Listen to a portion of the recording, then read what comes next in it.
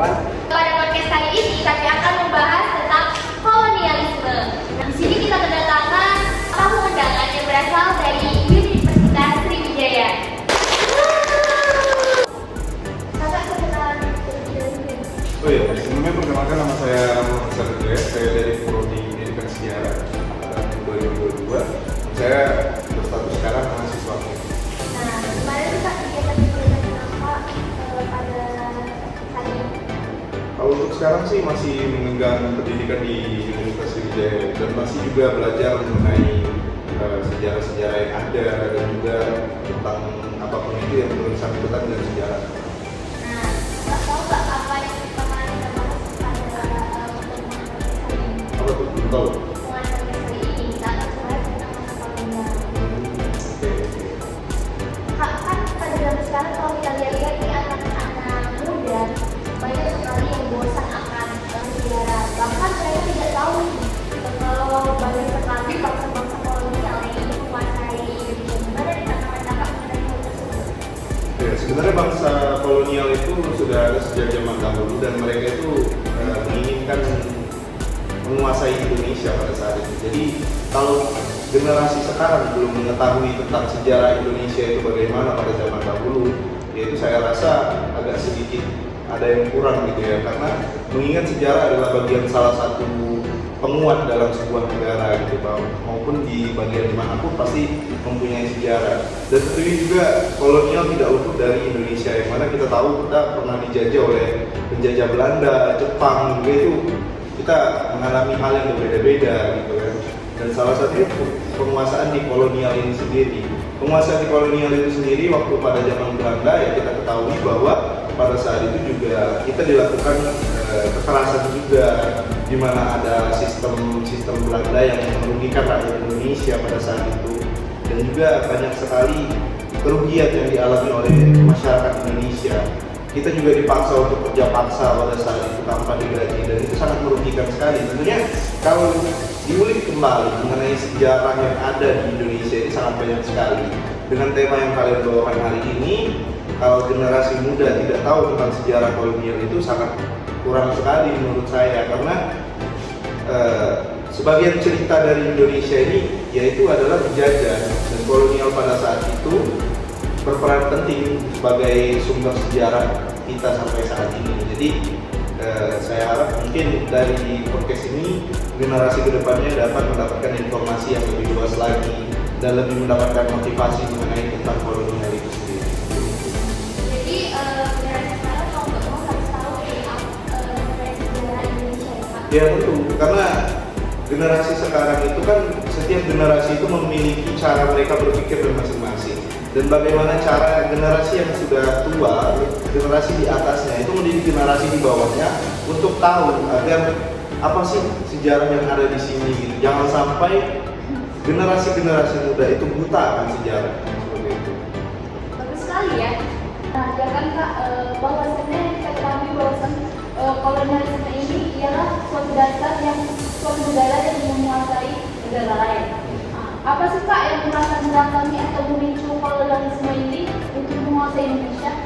Oke, pada dasarnya penguasaan itu tidak luput dari 3G gitu ya, growth, glory, gospel. Dan mereka juga pada saat itu berpikir bahwa Indonesia kan kaya akan rempah-rempah, dan Indonesia ini merupakan salah satu wilayah strategis untuk dikuasai. Makanya pada saat itu Belanda mungkin berpikir bahwa kalau aku merebut Indonesia maka aku akan mempunyai kekayaan yang besar gitu ya. Jadi makanya Indonesia itu dijadikan target oleh Belanda untuk melakukan ekspansi, yaitu penyerangan pada saat itu. Makanya mereka itu menginginkan, salah satu faktor lainnya juga mereka itu menginginkan kekuasaan, menginginkan harta, dan juga menginginkan rempah-rempah yang ada di Indonesia. Karena Indonesia sendiri kunci utama untuk dijajah itu adalah rempah-rempah, terutama di bagian Bangka itu seperti timah dan lain-lainnya itu seperti lada. Dan itu menarik sekali bila dikaji, kan Indonesia sangat mempertahankan itu. Makanya terjadi pertempuran pada saat itu, pertempuran yang dimana dipimpin oleh Belanda. Dan bahkan untuk pertempuran itu sendiri kalau kita kaji ya banyak sekali sejarah di dalamnya gitu. Dan kalau dikaitkan dengan generasi-generasi yang tidak tahu itu ya sangat sayang sekali gitu, seperti itu. Oh, jadi pada intinya pihak kolonial itu ingin menguasai dan ingin pertama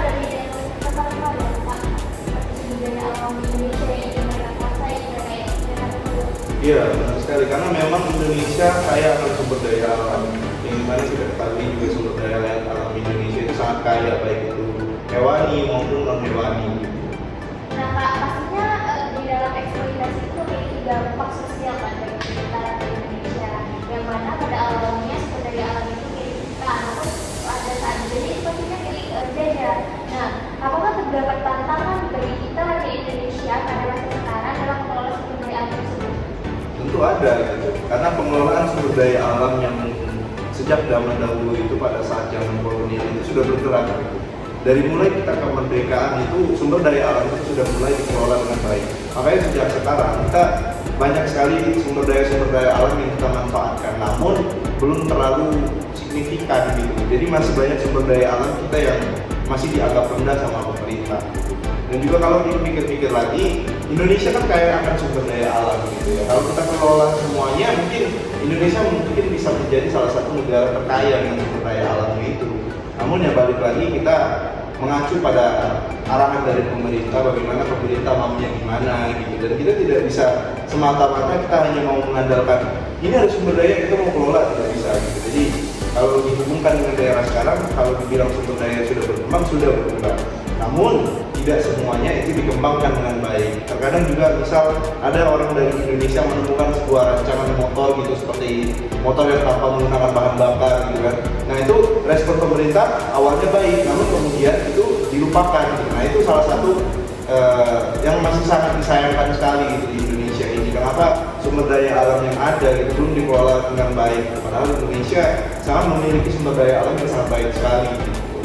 Berarti daya alam Indonesia itu sudah baik, tapi cara mengelolanya Iya, baik. belum dikelola dengan baik oleh pemerintah seperti itu. Saya kan pernah baca nih Kak, ada suatu peristiwa yang khususnya di Palembang, yaitu peristiwa 5 hari 5 malam. Itu bukan Kak tentang kolonial nggak sih Kak? Ya, sebenarnya perang 5 hari 5 malam, dan kalau misalkan kita bahas mengenai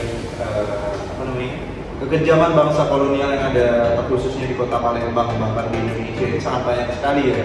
Namun ya perang 5 hari 5 malam itu termasuk gitu, karena di situ kan melibatkan juga bangsa kolonial di dalamnya.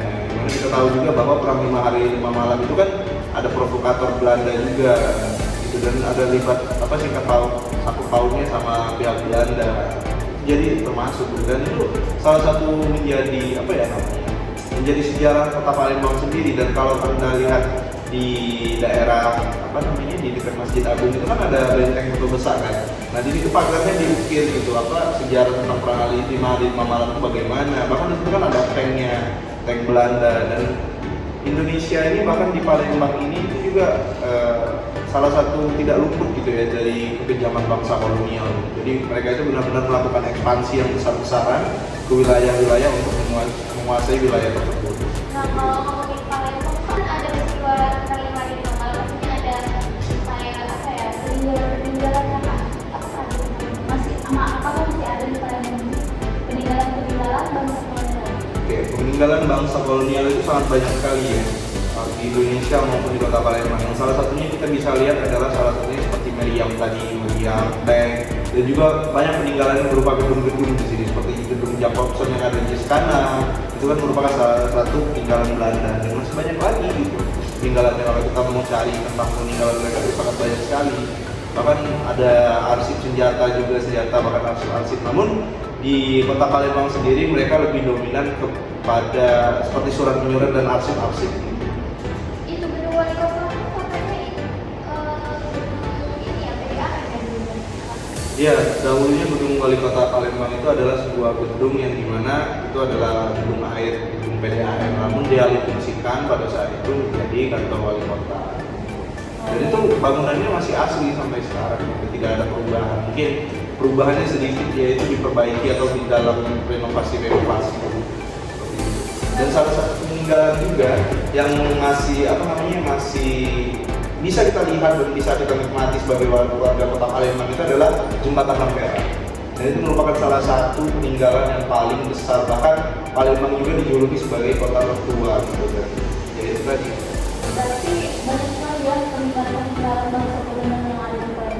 Iya, banyak sekali, dan tinggal bagaimana cara kita sebagai pengajar maupun penyampai materi itu, bagaimana caranya kita menyebarluaskan informasi mengenai ini loh sejarah dari kota Palembang, ini loh peninggalannya, ini loh sejarahnya itu bagaimana.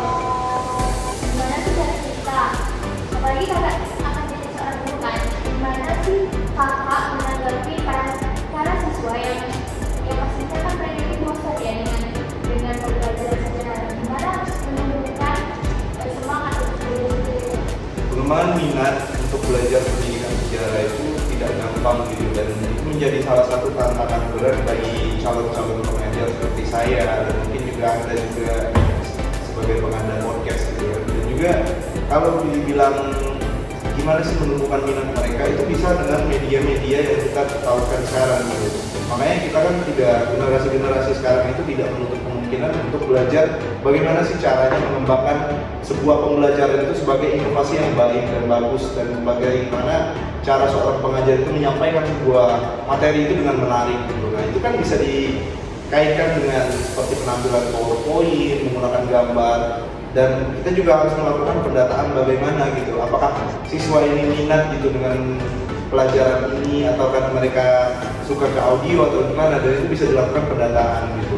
Dan juga ya ini merupakan salah satu media yang bisa digunakan dalam proses pembelajaran gitu. Jadi media seperti ini bisa dibentuk, diadakan sebuah proyek untuk membuat sebuah media seperti ini gitu. Nah itu salah satu menumbuhkan minat bakat dari siswa itu sendiri. Makanya kita harus menjadi seorang pengajar itu harus interaktif dan juga harus inovatif terhadap tantangan apa yang semakin waktu itu berjalan, dan semakin adanya tantangan itu ya kita harus siap menyikapinya gitu. Sepertinya sekarang juga gitu. Berarti bisa dibilang kalau itu tuh harus kreatif ya Kak, dalam apa pembelajaran. Dia dapat menampilkan PowerPoint, video, terus bisa membuat acara atau bahkan mengadakan seminar ya Kak. Iya itu, makanya seorang guru di era sekarang itu dituntut untuk paham dan menguasai materi, serta literasinya juga harus banyak gitu. Makanya kalau guru sekarang itu kebanyakan mereka, kalian mungkin pernah merasakan gitu kan, belajar di pelajaran sejarah itu merasa bosan, ngantuk, dan juga kayak nggak ada apa-apanya. Nah itulah di era sekarang itu bagaimana caranya kita harus mengembangkan itu gitu, dan bagaimana caranya siswa itu bisa fokus dan perhatiannya hanya terarah ke arah kita, dan tidak terfokus terbagi kemana-mana gitu. Ya, itu menjadi salah satu tantangan penting sih menurut saya. Mungkin itu saja podcast kali ini. Beruntung Kak Saru, terima kasih sudah Sama-sama. waktunya untuk datang ke podcast kami. Sampai jumpa di video selanjutnya. Kakak saya, Bulan Fitri.